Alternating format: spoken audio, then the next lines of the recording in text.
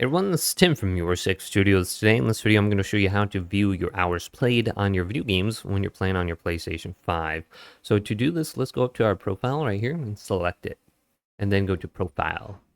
Now under here, you can go on over to your games, and you can see right next to your game, it'll say played 22 hours ago. If we go to the right, you can see I have 12 hours in Battlefield 6 beta.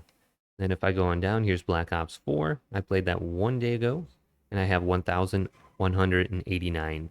So you can just go through this list, and you can see how many hours you have played for your video game. So Minecraft, 13 hours. That's on the PS5 edition. The PS4 edition will be different. I'll probably have like 1,000 hours in that. And here it is. Actually, I only have 209, so I lied. So just go through here, and I believe you can compare it to like one of your friends do if you go to their profile. Or at least I believe you could do that. So yeah, very easy to do. Just look at that list and you'll see your hours played for each individual video game. So go back to that. And then I believe you can do it by most played too. So let's go to my most played and just take a look at that. There's an option to sort by the most played games on the left. Last played, most played. And then here it is. Hopefully this video did indeed help you out. Did leave this video a big thumbs up.